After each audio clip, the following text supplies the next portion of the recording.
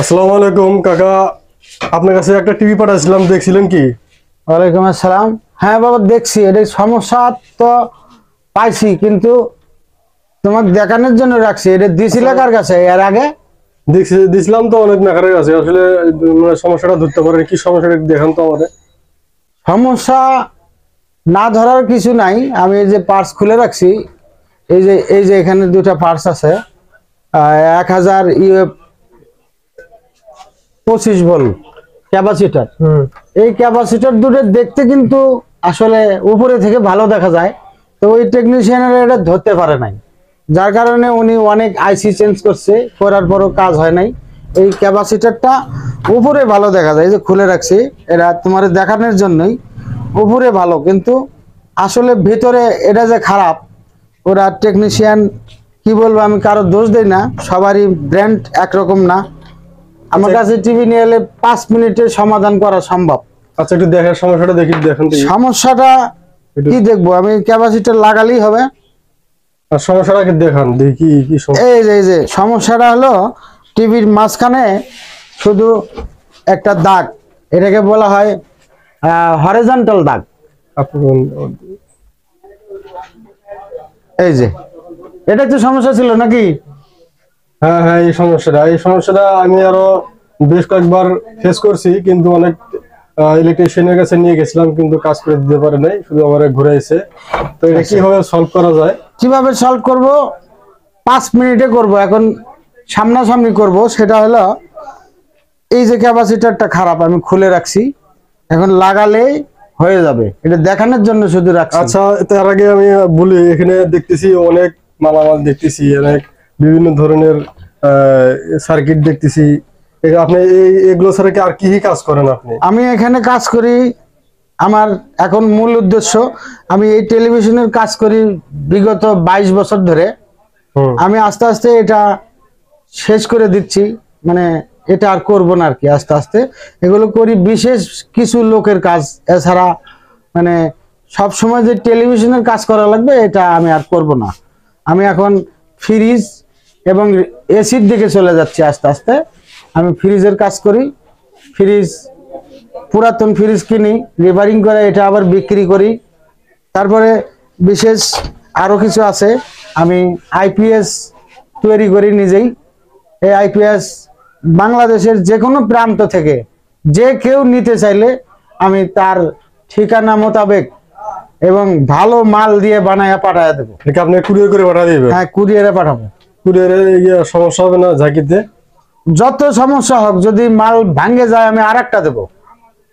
আপনার সাথে যে কোনো কাজের জন্য যোগাযোগ করার জন্য আপনার সাথে কিভাবে যোগাযোগ করতে হবে? যোগাযোগ করার জন্য যোগাযোগ করতে গেলে আমার স্ক্রিনে দেওয়া ফোন নাম্বারে যোগাযোগ করলেই হবে। আপনি সরাসরি ফোন নাম্বার বলেন।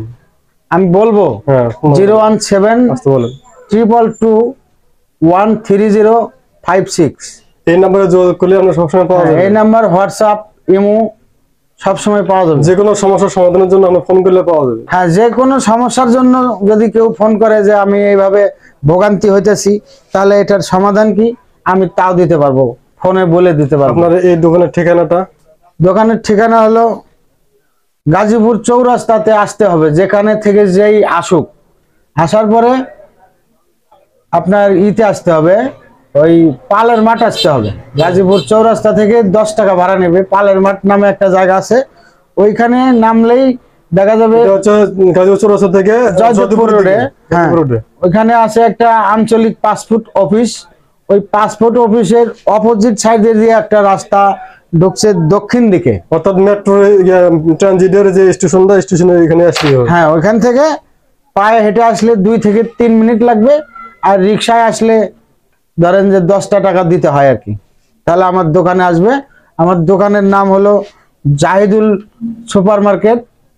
আর আমার দোকানের নাম যেটা আর কি মানুষ চেনে, আমাকে জানে, সেটা হলো জনি ইলেকট্রনিক্স অ্যান্ড রেফ্রিজারেটর। এখানে আমার নাম বললে যে কেউ চিনবে। আপনার নামটা? আমার নাম মোহাম্মদ আইয়ুব হোসেন। আমি এই এলাকাতে দীর্ঘদিন আছি। যে কোনো লোককে, রিক্সাওয়ালাকে বললেও আমাকে চিনবে। আমি কিন্তু আপনার এই টিভিটা নিয়ে এসেছি, আমি অনেকজনের কাছ থেকে শুনছি যে আপনি একজন ভালো দক্ষ মানের ইলেকট্রিশিয়ান, আপনার সুনাম এলাকা জুড়ে অনেক আছে। আপনার তাদের রেফারেন্সে আমি আমার কাছে টিভিটা নিয়ে এসেছি। তো সমস্যার সমাধানটা একটু আমার করে দেন টিভিটা। আচ্ছা এখনই করতেছি, হ্যাঁ, এখনই করতেছি। লাইভে থাকেন আপনারা। দেখেন 1000 ইউএফ 25 ভোল্ট ক্যাপাসিটার এখানে আসলে ভেতরে ড্যামেজ হয়ে গেছে, যার কারণে ওনারা বারে বারে আইসি চেঞ্জ করছে, কোনো কাজ হয় নাই। আমি এখন লাগাবো, এখন চলবে টেলিভিশন। ঠিক আছে, লাইভে থাকলাম, আপনি ঠিক করে দেখেন। আচ্ছা তাহলে দাও।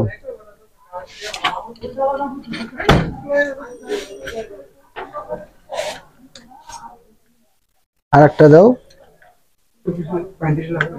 হবে 35 হলে আরো ভালো। দাও এইদিকে দাও আগে,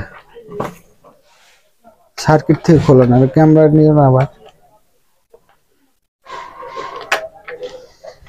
যে এখানে ভালো করে ঝালাই দিতে হবে, দিলে আপনি কি করা লাগবে আপনি বলেন। হ্যাঁ ওকে হয়ে গেছে। এখানে আরেকটা আপনি ক্যাপাসিটার, বলেন। ফিল্টার ক্যাপাসিটার আছে, এটা লাগালেই হবে, কোনো সমস্যা নেই। সাকার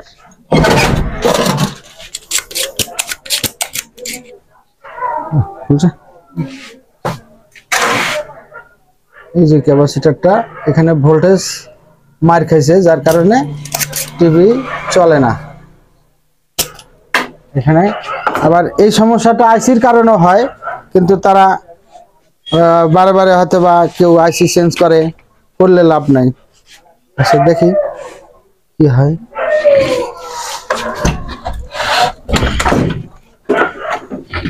এই যে দেখেন মালটা, এই যে লাগালেই হবে। আচ্ছা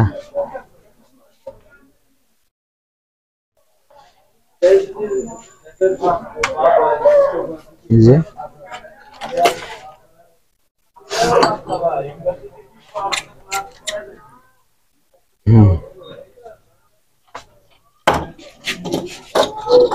আচ্ছা আস্তে আস্তে সব হয়ে যাবে। এটা থিনার লাও, সার্কিটটা পরিষ্কার করি। থিনার দিলেই সার্কিটটা সুন্দর হবে। এটাতে সোল্ডারিং করলে একটু থিনার মারতে হয়। আমি একটু দেখি জাস্ট সেট করে চলবে কিনা। ইনশাআল্লাহ চলবে।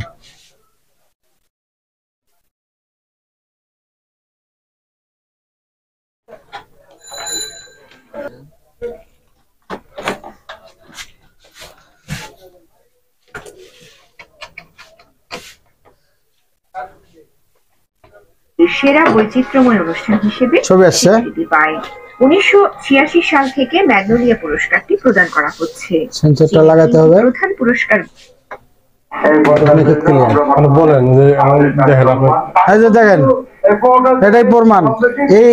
এই সামনে মাঝখান দিয়ে যে দাগটা পড়ে, এটা আইসির কারণে হয়, ক্যাপাসিটরের কারণে হয়, আর অন্যান্য পার্টসের কারণে হয়। তো একটা টেকনিশিয়ান যদি এই টেলিভিশনের ডাটা ভোল্টেজ সম্বন্ধে যদি না জানে, তাহলে সে টিভি ঠিক করতে পারবে না। এই টেলিভিশনের ডাটা ভোল্টেজ সম্বন্ধে যদি কেউ ভালো বোঝে, তাহলে সে টিভি ঠিক করবে খুব দ্রুত সময়ে।